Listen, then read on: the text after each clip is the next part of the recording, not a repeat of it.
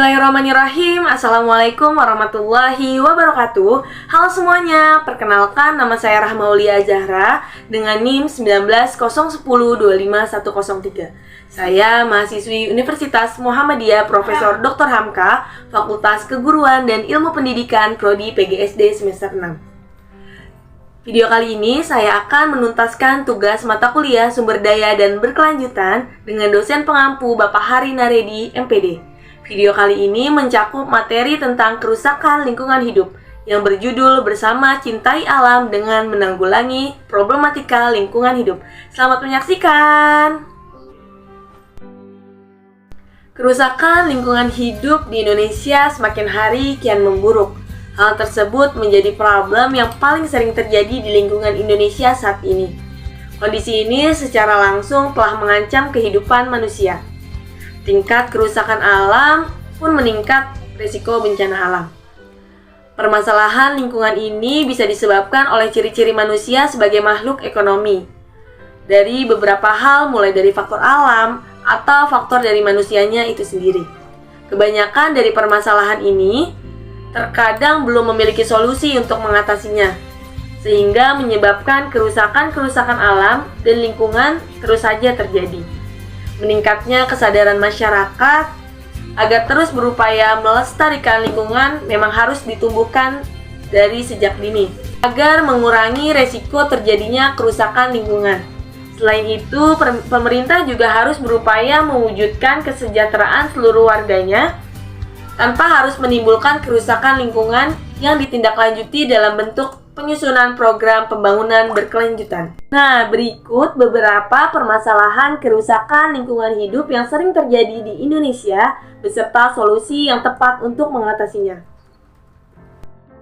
Yang pertama ada banjir. Banjir merupakan fenomena yang sering terjadi di Indonesia. Bahkan di kota-kota besar sendiri pun sudah menjadi aktivitas rutin yang harus dihadapi. Tak hanya pada musim hujan, pada musim kemarau sekalipun banjir bisa saja terjadi di beberapa wilayah. Hal ini dikarenakan perkembangan wilayah Indonesia yang menyebabkan sistem pembuangan air yang salah dan tidak adanya penjagaan pada daerah aliran sungai. Untuk mengatasi ini, pentingnya peran pemerintah yang mengelola pembuangan air agar tak menjadi masalah di kemudian harinya. Selain itu, peran aktif dan kesadaran masyarakat mengenai pentingnya menjaga lingkungan sangat dibutuhkan. Yang kedua ada tanah longsor. Bencana ini sering menimbulkan korban jiwa karena banyak pemukiman yang tertimpa bebatuan dari lereng ataupun bukit. Bencana ini juga sering terjadi secara tiba-tiba, terkadang membuat orang yang di sekitarnya saja tidak sadar akan terjadinya tanah longsor.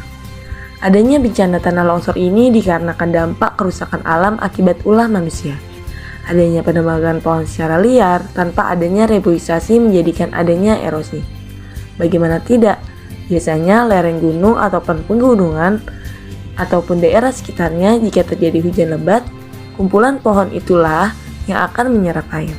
Tapi, jika mereka sudah ditebang tanpa adanya reboisasi, air hujan akan mengenai langsung tanah tersebut dan terjadinya erosi. Yang ketiga, pencemaran air. Pencemaran ini bisa mempengaruhi kesehatan manusia yang berada di daerah tersebut. Muncul berbagai penyakit yang tidak biasanya terjadi. Banyak pencemaran ini juga termasuk dampak kerusakan alam oleh manusia. Apalagi jika sudah ada pabrik di suatu pemukiman, berbagai lingkungan pun akan tercemar.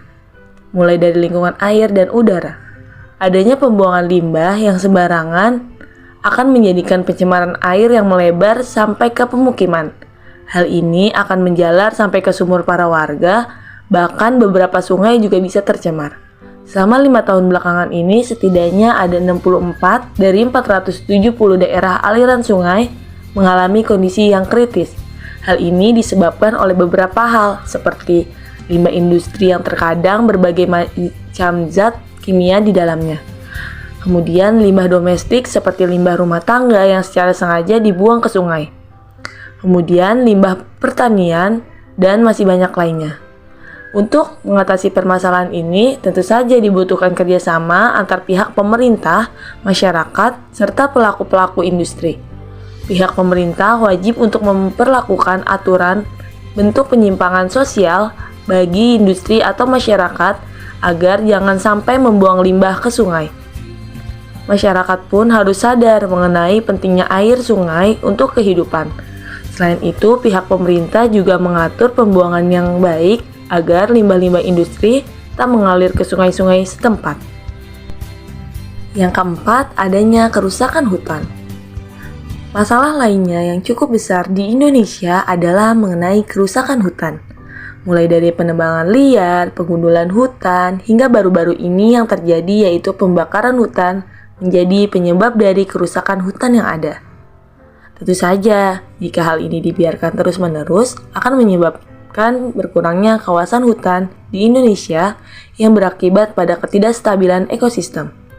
Untuk mengatasi kerusakan hutan ini, ada beberapa solusi yang bisa dilakukan. Seperti solusi untuk jangka pendeknya, tentu saja adalah penegakan hukum yang harus dilakukan. Hal ini sangat penting untuk mencegah kegiatan illegal logging dan hal-hal lainnya. Kemudian, kegiatan pembangunan yang dilakukan perlu memperhatikan lingkungan setempat, serta penanaman kembali hutan-hutan yang telah rusak atau hutan-hutan yang telah gundul. Yang kelima, adanya penurunan keanekaragaman hayati. Dampak lanjutan dari kerusakan hutan tersebut bisa menjadi penyebab menurunnya keanekaragaman hayati yang ada di Indonesia. Bahkan tak hanya itu saja, banyak sekali alat komunikasi zaman sekarang menjadi informasi pengambilan flora dan fauna ilegal yang dijadikan sebagai barang jual beli, membuat hewan dan tumbuhan Indonesia menjadi berkurang bahkan terancam punah.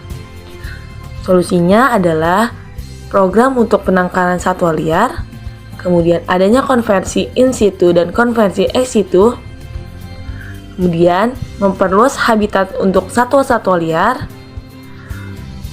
kemudian adanya peningkatan sumber daya alam, serta adanya penyuluhan mengenai penangkaran satwa Indonesia secara intensif. Yang keenam, adanya permasalahan sampah yang menumpuk. Semakin tinggi tingkat pertumbuhan penduduk, membuat tingkat konsumsi meningkat, dan akhirnya membuat jumlah sampah semakin banyak. Permasalahan hukum di Indonesia meningkat. Hal inilah yang menjadi permasalahan di Indonesia, karena belum adanya solusi untuk menanggulanginya. Hal ini tentunya membuat lingkungan menjadi kotor dan tentu saja merugikan lingkungan. Nah, berikut ada beberapa solusi yang bisa dilakukan. Yang pertama, dapat membuat tempat pembuangan sampah terpadu yang lokasinya agak jauh dari pemukiman warga.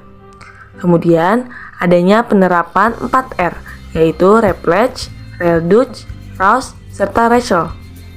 Serta dapat membuat tempat sampah terpisah antara organik dan anorganik. Yang ketujuh, adanya pemanasan global. Masalah ini sepertinya tak hanya terjadi di Indonesia saja, namun juga sudah terjadi di berbagai negara-negara di dunia. Bahkan dampak pemanasan global sudah mulai terlihat di daerah kutub yang mulai mencair, sehingga menyebabkan ketidakseimbangan lingkungan. Untuk mengatasi pemanasan global, tentu saja kita harus mengurangi penggunaan gas-gas kimia yang bisa merusak lapisan ozon dan atmosfer seperti gas freon yang ada pada AC atau pendingin udara. Yang kedelapan, ada abrasi. Abrasi adalah suatu proses penyiksaan pantai yang diakibatkan oleh tenaga gelombang laut, arus laut, atau pasang surut arus laut yang bersifat merusak. Abrasi biasanya disebut juga erosi pantai. Kerusakan garis pantai akibat abrasi ini dipicu oleh terganggunya keseimbangan alam daerah pantai tersebut. Walaupun abrasi bisa disebabkan oleh gejala alam, tetapi manusia sering disebut sebagai penyebab utama abrasi. Nah, kegiatan-kegiatan manusia seperti pengambilan pasir di pantai, karang, serta perusakan hutan-hutan bakau menjadi penyebab abrasi yang nantinya berkaitan dengan kerusakan laut dan pantai. Tentu saja jika dibiarkan terus-menerus, maka kelestarian laut akan semakin berkurang. Apalagi wilayah Indonesia sebagian besar merupakan lautan.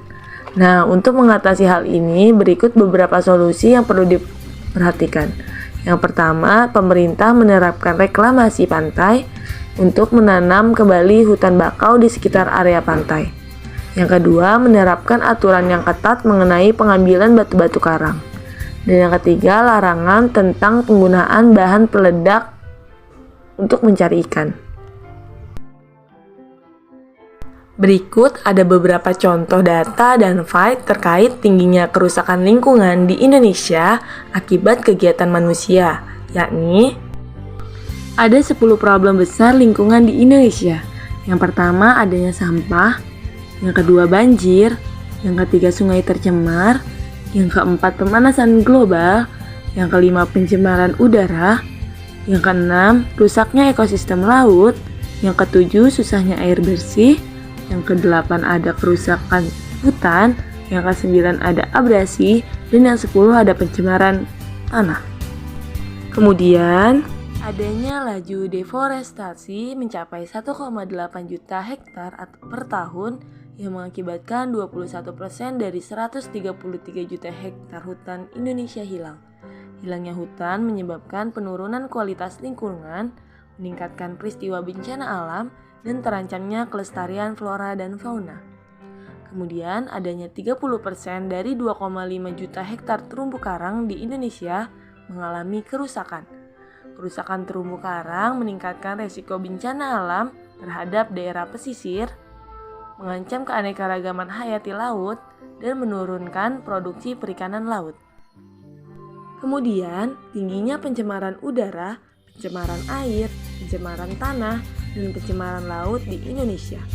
Bahkan pada tahun 2010, Sungai Citarum pernah dinobatkan sebagai sungai paling tercemar di dunia oleh situs ofinespot.com. World Bank juga mendapatkan Jakarta sebagai kota dengan polutan tertinggi ketiga setelah Beijing, New Delhi, dan Mexico City. Selanjutnya, ratusan tumbuhan dan hewan Indonesia yang langka dan terancam punah. Ada sebanyak 76 spesies hewan Indonesia dan 127 tumbuhan berada dalam status terancam tertinggi yaitu kritis.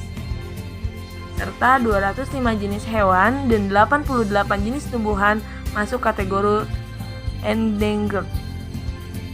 Serta 557 spesies hewan dan 256 tumbuhan berstatus vulnerable. Dan yang terakhir, ada terjadinya banjir yang terjadi di Kabupaten Sintang, Kalimantan Barat pada pertengahan November 2021 merupakan yang terbesar selama 40 tahun terakhir.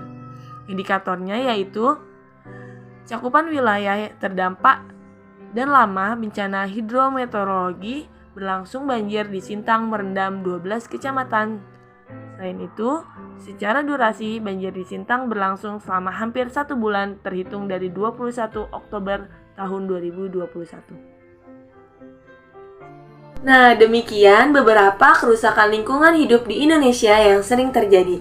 Permasalahan-permasalahan tersebut pasti sudah dirasakan oleh masyarakat Indonesia karena hal tersebut sudah banyak terjadi. Maka dapat disimpulkan bahwa kita sebagai masyarakat Indonesia harus menjaga dan melestarikan lingkungan kita dengan cara-cara sebagai berikut. Yang pertama, melakukan reboisasi di lahan yang gundul. Yang kedua, membersihkan sampah di selokan dan di sungai untuk mencegah banjir. Yang ketiga, pembuatan terasering dan menanam pepohonan untuk mencegah longsor akibat erosi air. Yang keempat, membatasi kegiatan penebangan hutan untuk kepentingan pribadi. Yang kelima, melaksanakan penebangan hutan dengan cara tebang pilih. Yang keenam, pengelolaan limbah secara berkala agar tidak menyebabkan polusi. Yang ketujuh, membatasi penggunaan beberapa macam alat penangkap ikan seperti penggunaan bahan peledak. Yang kedelapan, alat penangkap ikan berupa pukat harimau dilarang digunakan untuk melindungi jenis-jenis ikan tertentu. Yang selanjutnya, membatasi daerah penangkapan ikan. Dan yang terakhir, melakukan rehabilitas dan budidaya sumber daya ikan. Dengan demikian, mulailah kita tanamkan sikap untuk menjaga alam, karena alam dan lingkungan hidup menjadi tempat tinggal dan hidup manusia. Kondisi lingkungan akan berpengaruh langsung terhadap kondisi manusia itu sendiri. Karena itu, sudah selayaknya kita menjaga bumi kita satu-satunya ini dari kerusakan lingkungan. Selamatkan lingkungan alam mulai dari sekarang. Sekian yang dapat saya sampaikan. Kurang lebihnya mohon maaf. Wassalamualaikum warahmatullahi wabarakatuh. Sampai jumpa.